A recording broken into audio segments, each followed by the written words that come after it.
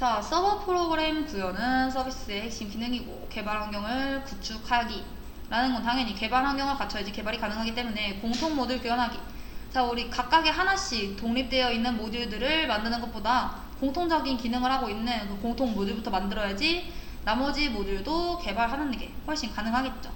자, 그리고 구현하는 거, 배치 프로그램 구현하는 거, 이런 것들 나가보도록 하겠습니다. 자, 서버 프로그램 구현. 우선 첫 번째 나가는 그 내용은 소프트웨어 아키텍처의 개념입니다.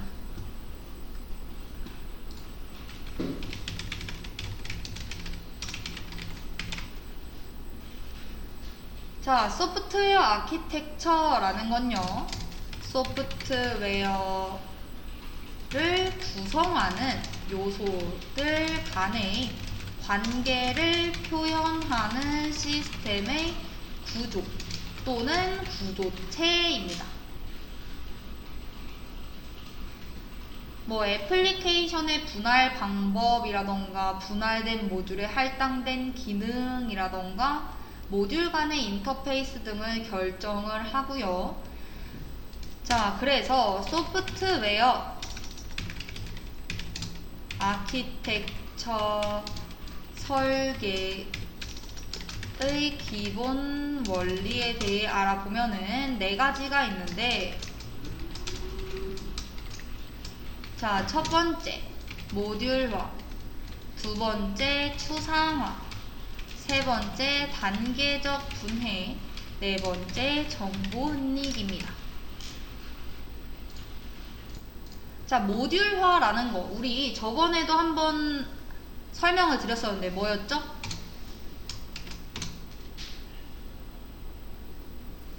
자, 소프트웨어의 성능 향상, 시스템의 수정 및 재사용, 유지 관리 등이 용이하도록 시스템의 기능들을 모듈 단위로 나누는 것. 이걸 우리가 모듈화라고 얘기를 했죠. 모듈로 나누는 것, 모듈화. 자, 추상화. 이것도 나갔었는데, 문제의 전체적이고 포괄적인 개념을 설계한 후 차례로 세분화하여 구체화시켜 나가는 것을 이제 우리가 추상화라고 얘기를 합니다. 자, 단계적 분해.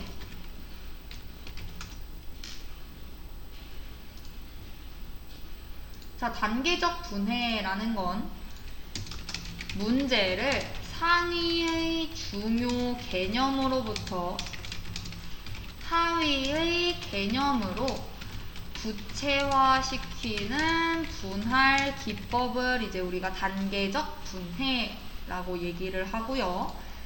정보 은닉이라고 하는 건 한 모듈 내부에 포함된 절차와 자료들의 정보가 감추어져 다른 모듈이 접근하거나 변경하지 못하도록 하는 기법을 정보 은닉이라고 얘기합니다. 그래서 이렇게 지금 소프트웨어 아키텍처 설계의 기본 원리 4가지에 대해서 봤고요. 자, 그래서 만약 문제가 나온다면 뭐 소프트웨어 아키텍처 설계의 기본 원리 중 추상화에 대해 간략히 서술하시오 라던가 뭐 모듈화에 대해 간략히 서술하시오 뭐 이런 게 나올 수도 있고, 아니면 뭐 다른 모듈이 모듈 내부의 절차와 자료들의 접근하는 것, 뭐 변경하는 것을 막기 위한 기법으로 모듈을 독립적으로 수행할 수 있도록 있고, 하나의 모듈이 변경되더라도 다른 모듈에 영향을 주지 않으므로 수정 시험, 유지 보수가 용이한 소프트웨어 아키텍처 설계의 기본 원리를 쓰시오. 뭐 이러면 정보 은닉 이런 식으로 쓰시면 되겠죠. 자, 그래서 소프트웨어 개발의 설계 단계는 크게 상위 설계와 하위 설계로 나뉘게 되는데, 상위 설계는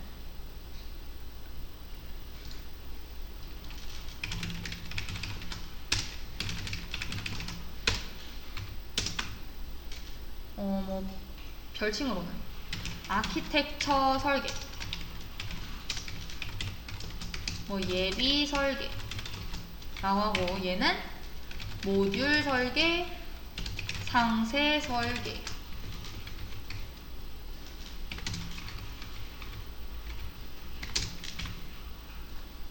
설계하는 대상은 누가 되는 거예요? 상위 설계는 시스템의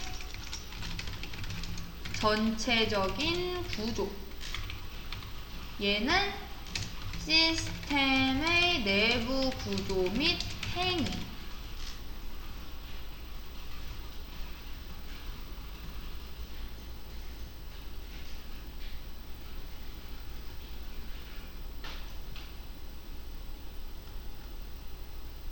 자, 그래서 얘네들의 세부적인 목록에는 DB, 인터페이스 이런 것들이 되고, 하위 설계는 컴포넌트, 자료 구조, 알고리즘 이런 것들이 되겠죠.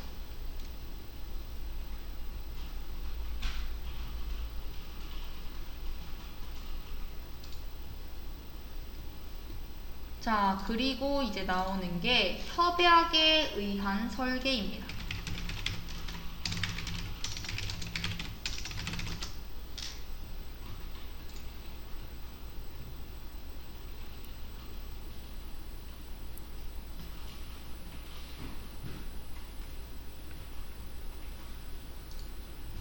자, 협약에 의한 설계는 컴포넌트를 설계할 때 클래스에 대한 여러 가정을 공유할 수 있도록 명세한 것입니다. 즉, 컴포넌트에 대한 정확한 인터페이스를 명세한다라는 거죠. 그 명세에 포함될 조건들이 이제 세 가지가 있는데,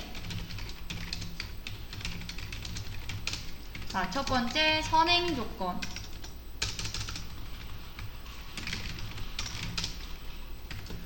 두 번째 결과 조건, 세 번째 불변 조건입니다.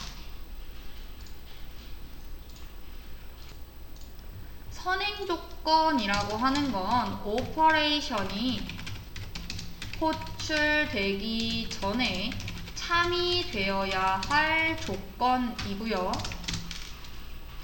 결과 조건은 오퍼레이션이 수행된 후 만족되어야 할 조건입니다. 불변 조건은 오퍼레이션이 실행되는 동안 항상 만족되어야 할 조건입니다. 자, 아키텍처 패턴으로 넘어가 보겠습니다. 우리 계속 하던 거 해야죠. 자, 소프트웨어 아키텍처에 대해서 나가봤고, 아키텍처 패턴에 대해서 나가볼 텐데, 자, 아키텍처 패턴은 뭐죠? 아키텍처를 설계할 때 참조할 수 있는 전형적인 해결 방식 또는 예제를 의미를 합니다.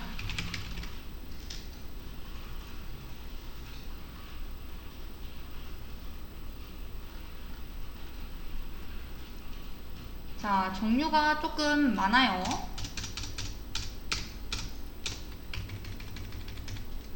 자, 첫 번째 레이어 패턴입니다.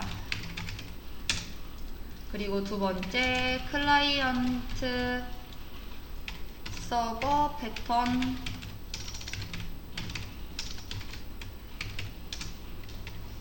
파이프 필터 패턴, 모델, 뷰, 컨트롤러 패턴. 그래서 얘는 MVC라고도 하죠.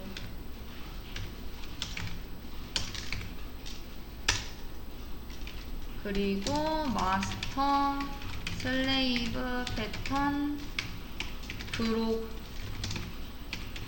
패턴, 피어 투 피어 패턴, 이벤트 버스 패턴, 블랙보드 패턴. 너무 많아요. 마지막 인터프리터 패턴 이렇게 있습니다. 10개. 맞아요, 10개. 자, 레이어 패턴이라고 하는 건 시스템을 계층으로 구분하여 구성하는 고전적인 방법의 패턴을 얘기를 하고요. 클라이언트 서버 패턴은 하나의 서버 컴포넌트와 다수의 클라이언트 컴포넌트로 구성되는 패턴입니다.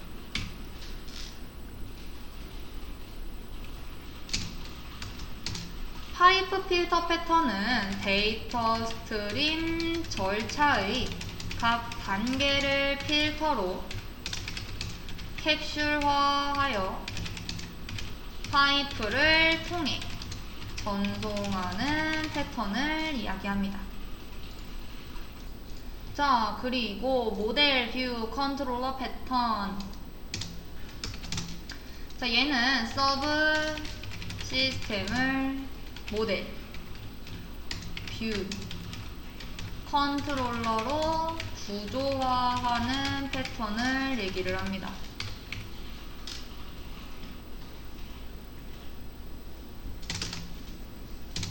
자, 그리고 마스터 슬레이브 패턴은 슬레이브 컴포넌트에서 처리된 결과물을 다시 돌려받는 방식으로 작업을 수행하는 패턴을 얘기를 하고요.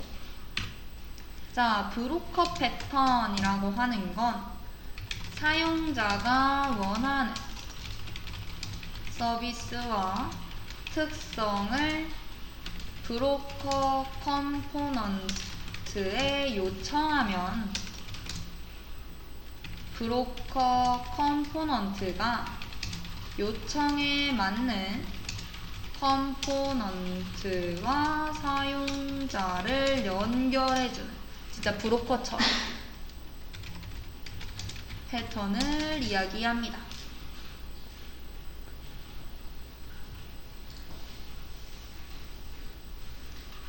자, 그리고 피어 투 피어 패턴은 피어라고 불리는 게 하나의 컴포넌트가 클라이언트가 될 수도 서버가 될 수도 있는 패턴입니다.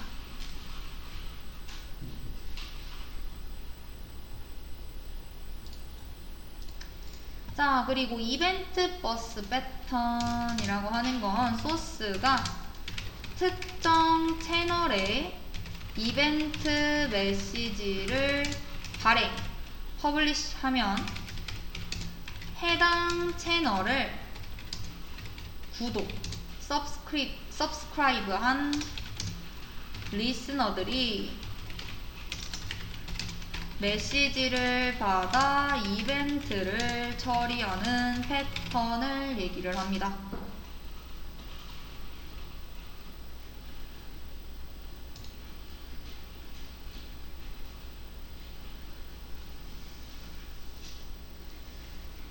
자, 그리고 블랙보드 패턴. 얘는 모든 컴포넌트들이 공유 데이터 저장소와 블랙보드 컴포넌트에 접근이 가능한 패턴입니다.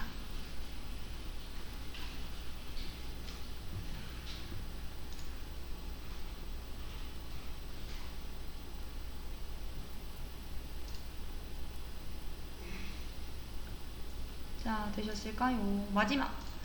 인터프리터 패턴이라고 하는 거는 프로그램 코드의 각 라인을 수행하는 방법을 지정하고 기호마다 클래스를 갖도록 구성된 패턴입니다.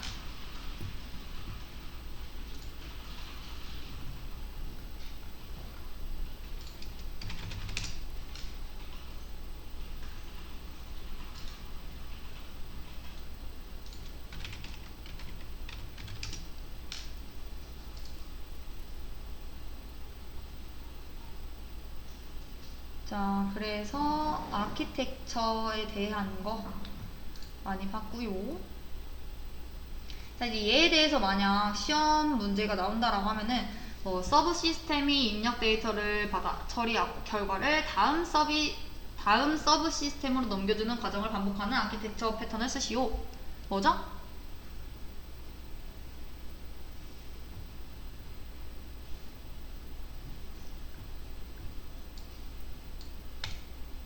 파이프 필터 패턴입니다. 그리고 뭐 MVC 패턴은 서브 시스템을 3개의 컴포넌트로 구조화하는 패턴으로 대화형 애플리케이션에 가장 많이 사용되는 패턴 중 하나입니다. MVC 패턴에서의 3개의 컴포넌트는 무엇인지 쓰시오. 자, 계속 MVC라고만 외우면은 걔가 M이 무엇을 뜻하는지, V가 무엇을 뜻하는지, C가 뭘 뜻하는지 모르죠. 자, 뭐예요? 모델, 뷰, 컨트롤러. 요 3가지 컴포넌트도 알고 계셔야겠죠. 이해되실까요? 자, 그래서 각각 그 중에서 제일 유명한 친구는 이 친구. 자, 그리고 이제 객체지향에 대해서 나가볼 텐데, 객체지향 뭐죠? 우리 객체지향, 절차지향 이런 식으로 해가지고 C 언어는 절차지향적 언어이고 자바는 객체지향 언어이다 막 이런 식으로 해서 쓰는데, 객체지향이라는 건 소프트웨어의 각 요소들을 객체, 오브젝트로 만든 후 객체들을 조립해서 소프트웨어를 개발하는 기법을 이제 우리가 객체지향이라고 하죠. 구조적 기법의 문제점으로 인해 소프트웨어 위기의 해결책으로 채택이 되어서 이제 사용이 되고 있고요. 자, 여기서 이제 나오는 단어들, 객체란 무엇인가 뭐 이런 것들이 이제 중요하죠. 객체 뭐죠? 데이터와 이를 처리하기 위한 함수를 묶어놓은 소프트웨어 모듈.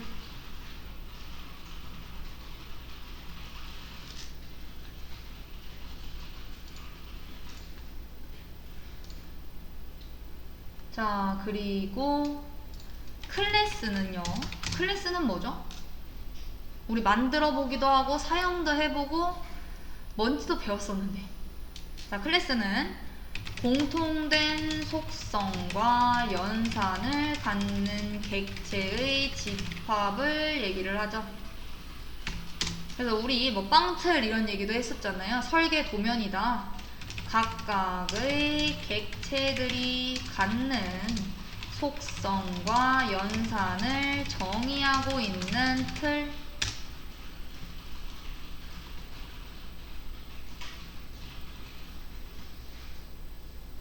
그래서 얘도 시험 문제에 나왔죠. 객체지향 소프트웨어 공학에서 하나 이상의 유사한 객체들을 묶어서 하나의 공통된 특성을 표현하며 데이터를 추상화하는 단위로 사용되는 객체지향의 구성 요소를 쓰시오. 그게 뭔 거예요? 클래스인 겁니다. 자, 그리고 세 번째, 메시지.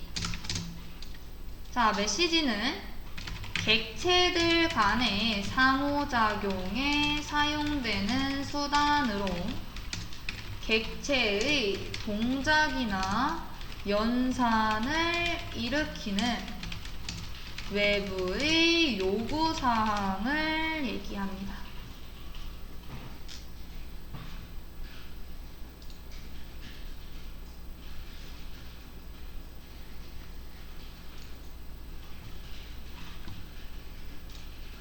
자, 그리고 캡슐화. 이것도 배웠죠?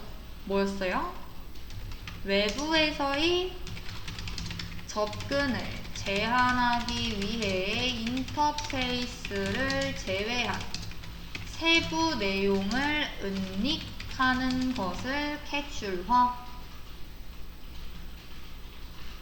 라고 했고요. 자, 그리고 상위 클래스에 있는 속성을 하위 클래스가 물려받는 것 뭐였죠? 그쵸, 상속.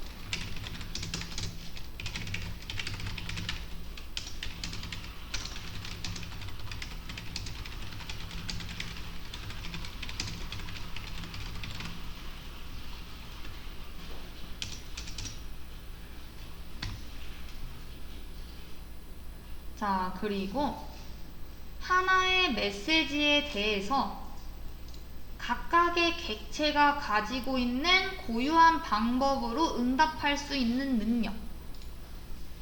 자, 얘는 다형성입니다.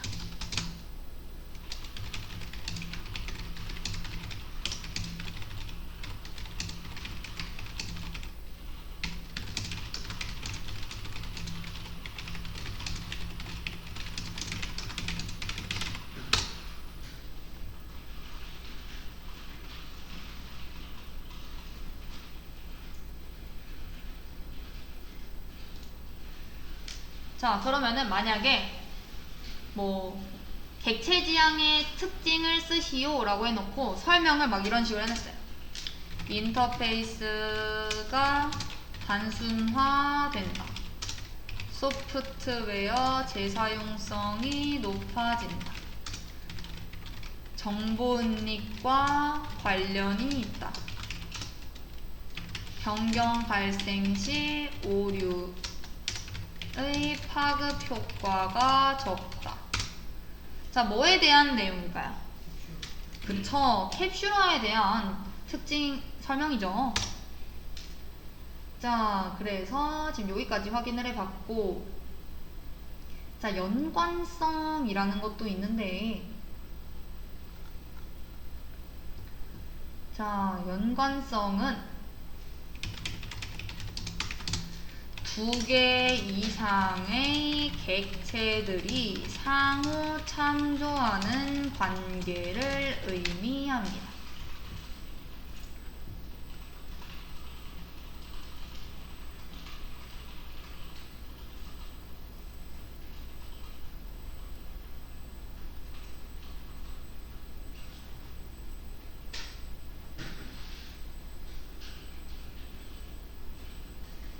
자, 되셨을까요?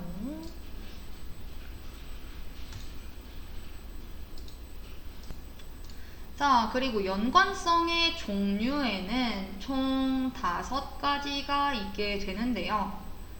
이제 종류는 4개고 의미가 5가지입니다. 종류에는 is member of, is instance of, is part of, is a. 자, 얘의 의미는 연관화입니다. 연관화.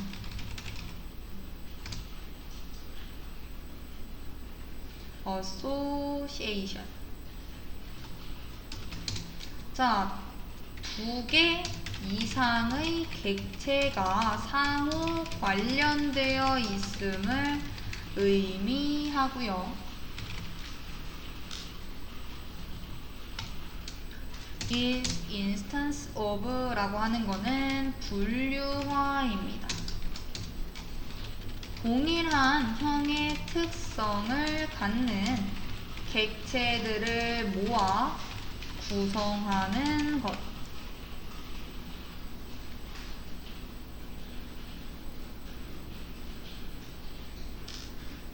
그리고 is part of.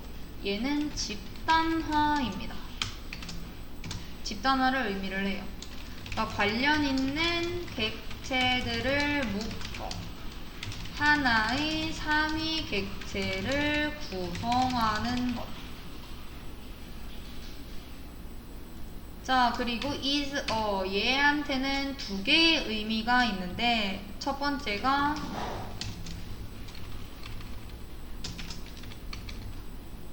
일반화, 두 번째가 특수화 아니면 상세화.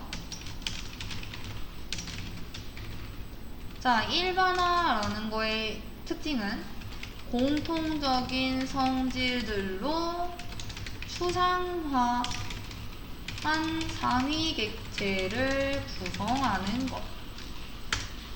2번 특수화, 상세화의 특징은 상위 객체를 구체화하여 하위 객체를 구성하는 것을 말합니다. 그래서 만약 문제로 나오게 된다면 객체 지향 기법에서 연관성을 나타내는 표현들 중 부분 is a part of의 관계로 설명되는 연관성을 쓰시오 라고 하면은 뭐라고 쓰셔야 되나요? 집단화 라고 써주시면 되겠죠.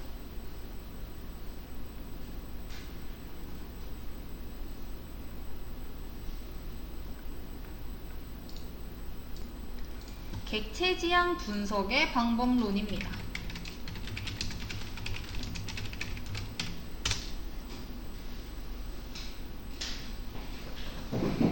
자, 종류에 제일 유명한 게 럼바우 방법입니다. 자, 럼바우 방법이라고 하는 거는 분석 활동을 객체 모델, 동적 모델, 기능 모델로 나누어 수행을 하고요. 그리고 이제 부치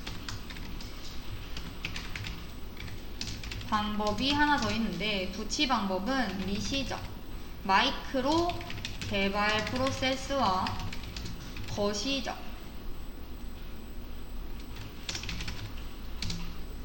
개발 프로세스를 모두 사용합니다.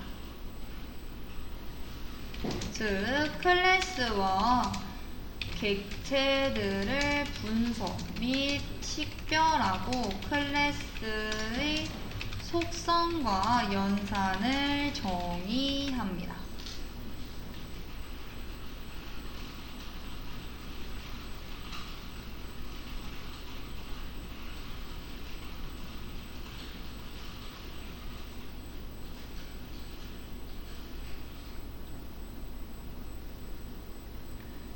자, 그 중에서 이제 럼바우 분석 기법 얘에 대해서 좀 더 자세히 볼 텐데, 자, 럼바우의 분석 기법은 모든 소프트웨어 구성 요소를 그래픽 표기법을 이용하여 모델링하는 기법입니다.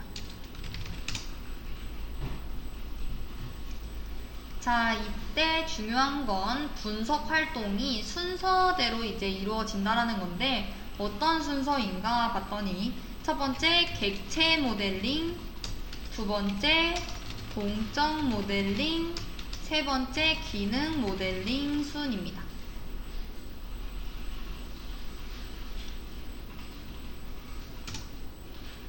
자, 객체 모델링이라고 하는 거는 정보 모델링이라고도 해요. 시스템에서 요구되는 객체를 찾아내어 속성과 연산식별 및 객체들 간의 관계를 규정하여 객체 다이어그램으로 표시한 것.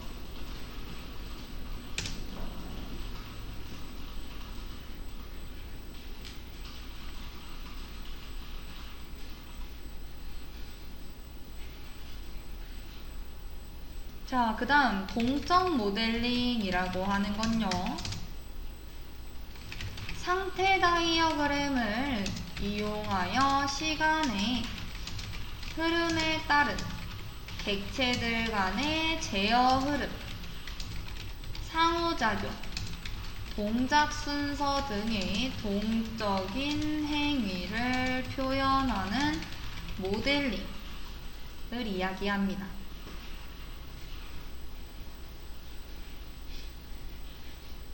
자, 마지막 기능 모델링은요,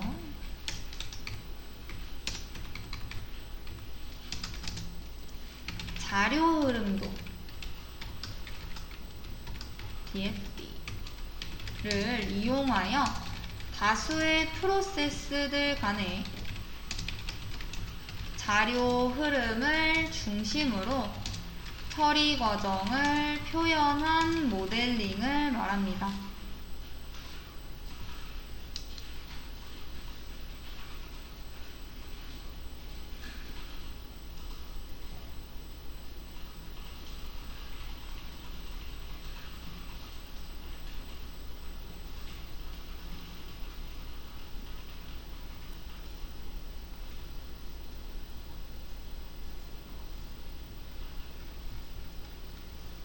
자, 그리고 객체 지향 설계 원칙이라는 게 있는데요. 객체 지향 설계 원칙은 변경이나 확장에 유연한 시스템을 설계하기 위해 지켜져야 할 원칙을 말합니다. 자, 객체 지향의 설계 원칙 종류에는 5가지가 있습니다. 첫 번째, 단일 책임 원칙. 두 번째, 개방 폐쇄 원칙. 세 번째, 리스코프 치환 원칙. 네 번째, 인터페이스 분리 원칙. 마지막 5번째, 의존 역전 원칙입니다.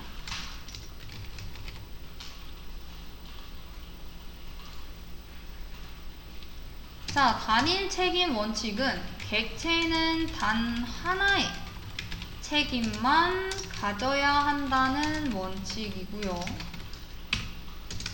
개방 폐쇄 원칙은 기존의 코드를 변경하지 않고 기능을 추가할 수 있도록 설계해야 한다는 원칙.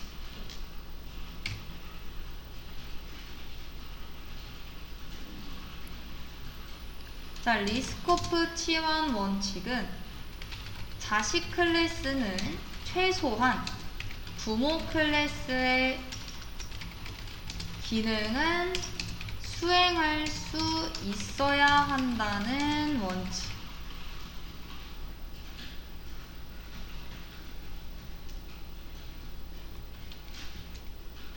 자, 인터페이스 분리 원칙은 자신이 사용하지 않는 인터페이스와 의존 관계를 맺거나 영향을 받지 않아야 한다는 원칙입니다. 자, 의존 역전 원칙은 의존 관계 성립 시 추상성이 높은 클래스와 의존 관계를 맺어야 한다는 원칙을 말하는데요.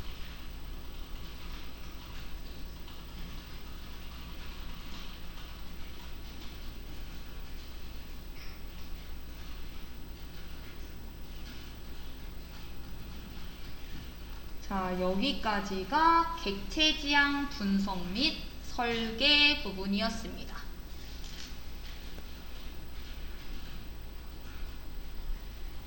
자, 그 다음이 이제 모듈에 관련된 부분이었는데, 모듈은 저희가 아까 전에 나갔죠. 뭐라고 했죠? 모듈은 모듈화를 통해 분리된 시스템의 각 기능이다.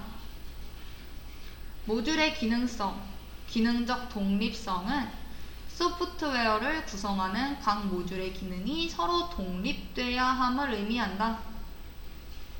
모듈의 독립성이라는 건 모듈이 다른 모듈과의 과도한 상호작용을 배제하고 하나의 기능만을 수행함으로써 이루어지며, 독립성을 높이려면 결합도는 약하게, 응집도는 강하게, 모듈의 크기는 작게 만들어야 한다 라는 거 알아두셔야겠죠. 그래서 우리 결합도 같은 경우에는 자스 제외 공내, 응집도의 경우에는 기순교, 절신온우 해서 외워두셔야 된다 라고 했습니다.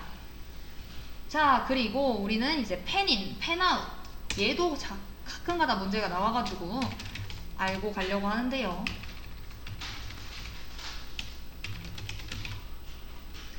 자, 펜인이라고 하는 건요, 어떤 모듈을 제어하는 모듈의 수입니다. 그리고 펜아웃은요, 어떤 모듈에 의해 제어되는 모듈의 수를 의미를 합니다.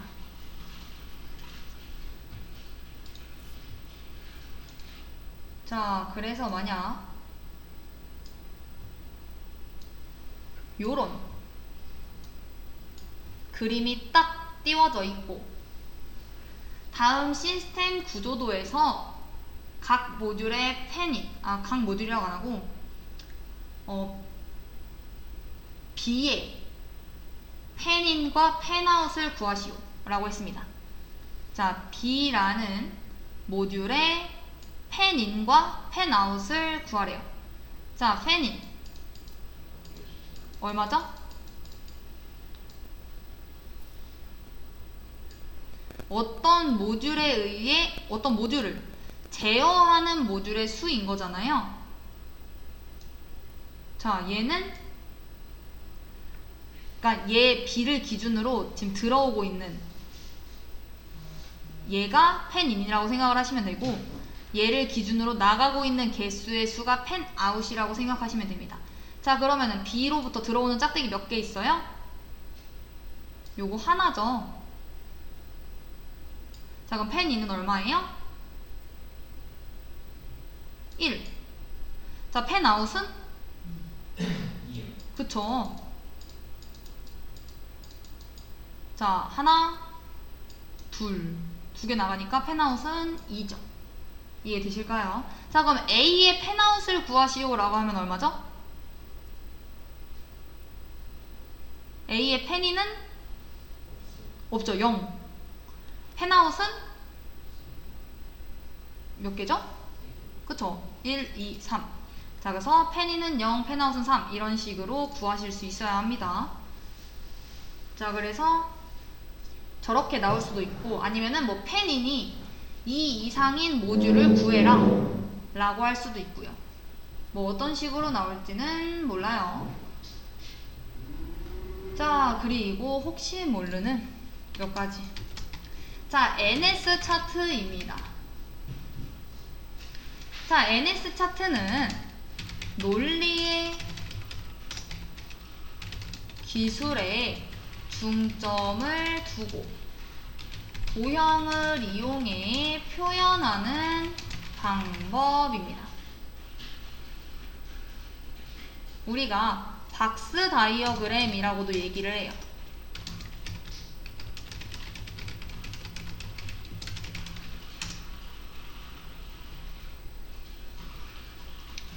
연속, 선택 및 다중 선택, 반복의 세 가지 제어 논리 구조로 표현을 하고요. 조건이 복합되어 있는 곳의 처리를 시각적으로 명확히 식별하는 데 적합합니다.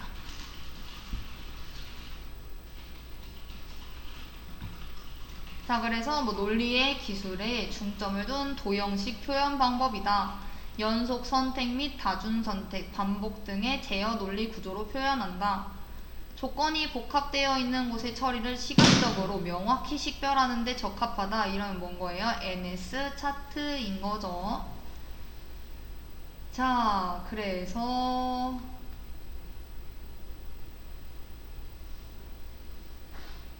요거까지만 볼까요? IPC가 뭔지까지. 자, Inter-Process Communication 이라고 해서 얘는 모듈 간 통신 방식을 구현하기 위해 사용되는 대표적인 프로그래밍 인터페이스 집합이다.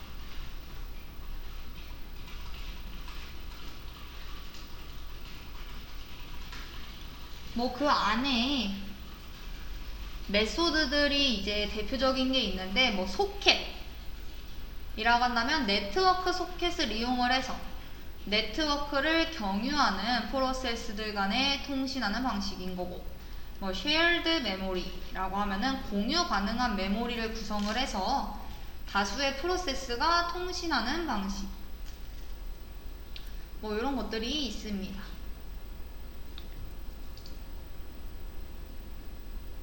뭐 메시지 큐잉 이런 것들도 있긴 한데, 그러면은 얘도 정리를 해드릴까요?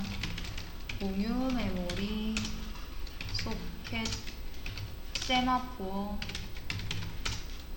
파이프와 네임드 파이프, 메시지 큐잉.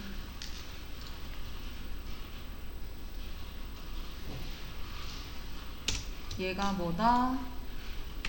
IPC의 대표 메소드 5개. 공유 메모리는 공유 가능한 메모리를 구성하여 다수의 프로세스가 통신하는 방식. 소켓은 네트워크 소켓을 이용하여 네트워크를 경유하는 프로세스 간에 통신하는 방식.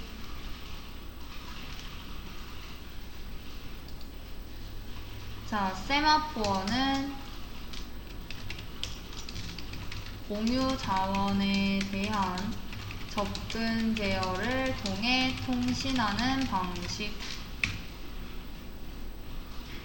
자, 파이프와 네임드 파이프는 파이프라고 불리는 게 선입 선출이죠. 먼저 들어온 게 먼저 나간다 라는 형태로 구성된 메모리를 여러 프로세스가 공유를 해서 통신하는 방식입니다.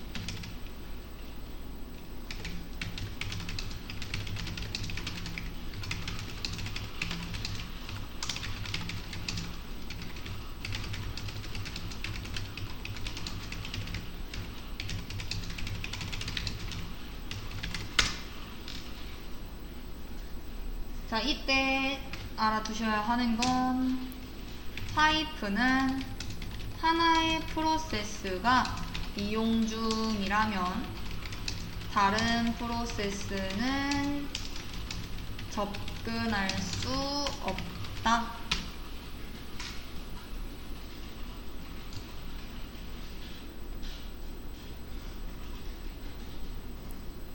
메시지 큐잉은 메시지가 발생하면 이를 전달하는 방식으로 통신하는 방식.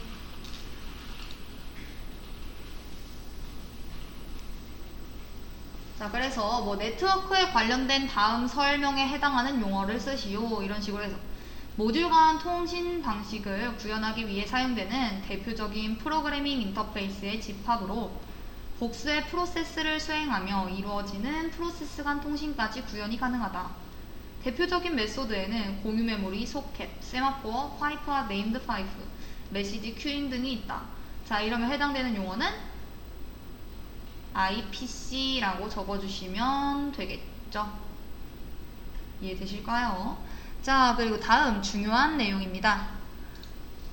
테스트 케이스라는 건데요. 자, 테스트 케이스는 구현된 소프트웨어가 사용자의 요구사항을 정확하게 준수했는지를 확인하기 위한 테스트 항목에 대한 명세서이다. 그냥 명세서.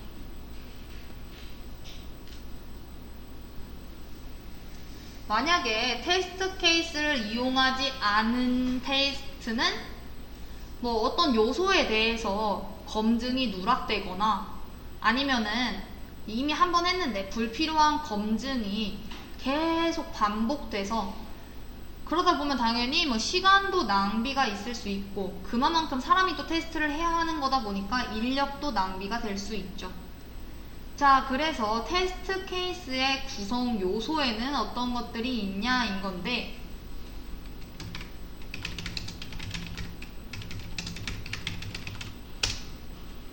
자, 식별자입니다. 뭐 일련 번호라던가 그런 것들, 항목 식별자, 그리고 테스트 항목, 어떤 것들을 테스트 할 건지, 그 테스트 대상, 뭐 기능이 될 수도 있고 모듈이 될 수도 있고 당연히 있어야 될 거고요. 입력 명세입니다. 그러니까 내가 어떤 입력 데이터를 집어넣어서 이 테스트를 진행을 할 건지, 뭐 입력 데이터라던가 아니면은 뭐 테스트 조건, 이런 데이터가 들어가 있다라는 가정하에, 자, 그 다음 출력 명세입니다.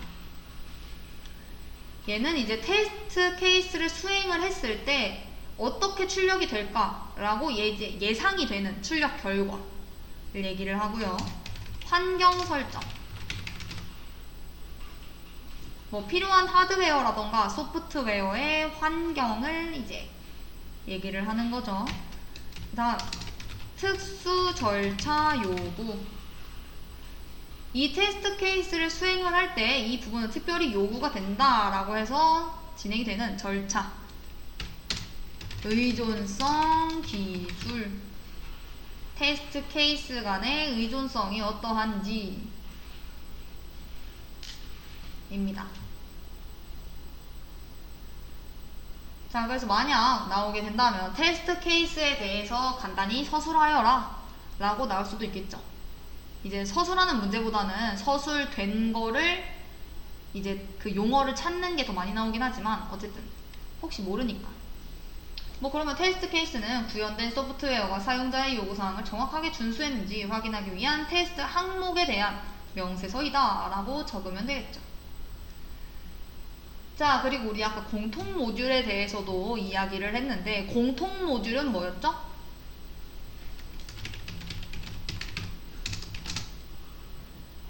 여러 프로그램에서 공통으로 사용할 수 있는 모듈을 우리가 공통 모듈이라고 했죠. 뭐 자주 사용되는 계산식이라던가 아니면 뭐 매번 필요한 뭐 사용자 인증 이런 거 있을 수 있잖아요. 그런 기능들이 공통 모듈로 구성이 될 수 있겠죠. 자, 근데 그 공통 모듈을 구현을 할 때에는 해당 기능을 명확하게 이해할 수 있도록 명세 기법을 준수를 해야 합니다. 그 명세 기법에 들어가는 게 총 5가지가 있는데요. 어떤 것들이 있느냐? 정확성, 명확성, 완전성, 일관성, 추적성, 이렇게 5가지입니다. 자, 공통 모듈 구현할 때 필요한 명세 기법 정확성 뭐겠어요? 시스템 구현을 할 때 해당 기능이 필요하다라는 것을 알 수 있도록 정확하게 작성을 해라 라는 게 이제 정확성인 거고요. 자, 명확성 뭐예요? 이제 그 해당 기능을 이해를 할 때 뭐 이 뜻도 나타나고 저 뜻도 나타나고 중의적으로 해석되지 않게 명확하게 작성을 해라. 자, 그럼 완전성은 시스템 구현을 위해서 필요한 모든 것들을 다 작성을 해라. 일관성은 이제 그 공통 기능들 간에 상호 충돌이 발생하지 않도록 작성을 해라. 추적성은 뭐 기능에 대한 요구사항 출처, 관련 시스템 간의 관계 이런 것들을 파악할 수 있도록 작성을 해라 라는 거죠. 그래서 뭐 공통 모듈 명세 시에 해당 기능에 대해 일관되게 이해가 되고 한 가지로만 해석이 될 수 있게 작성해야 한다라는 명세 기법은 명확성이죠. 얘도 그냥 써드릴까요?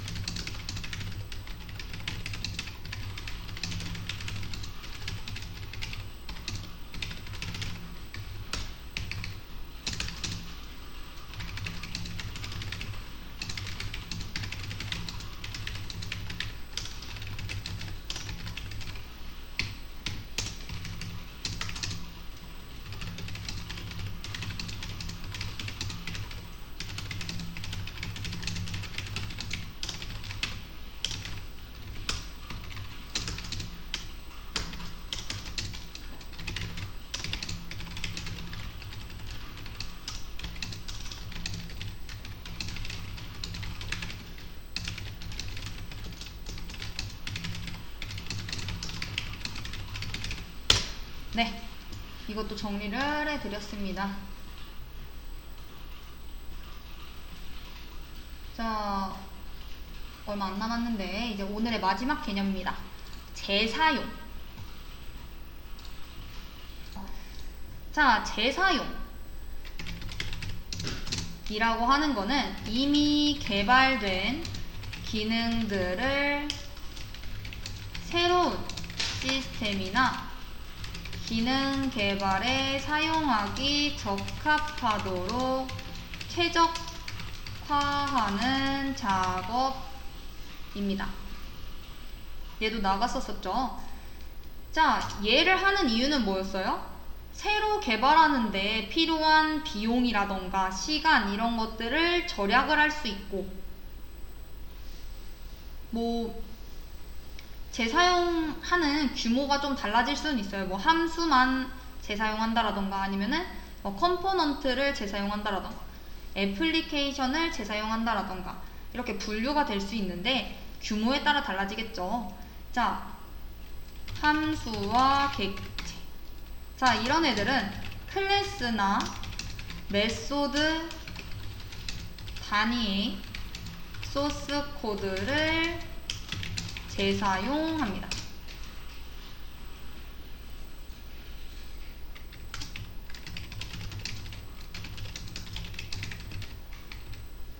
자, 그리고 컴포넌트는 컴포넌트 자체에 대한 수정 없이 인터페이스를 통해 통신하는 방식으로 재사용합니다.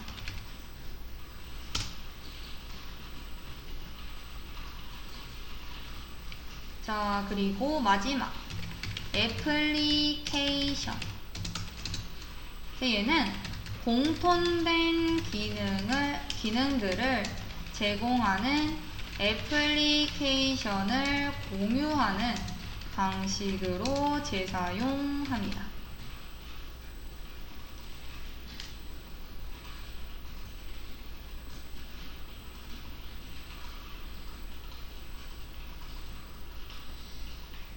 자, 그래서 만약 공통 모듈의 재사용 규모에 따른 분류에 해당하는 것을 고르시오 이러면은 함수와 객체, 컴포넌트, 애플리케이션 이렇게 선택하실 수 있어야 되고, 만약 재사용에 대한 개념을 간략히 서술해라 이러면은 이미 개발된 기능들을 새로운 시스템이나 기능 개발에 사용하기 적합하도록 최적화하는 작업이다 라고 해주시면 되겠죠. 자, 그래서 여기까지 4장 완료해 보도록 하겠습니다.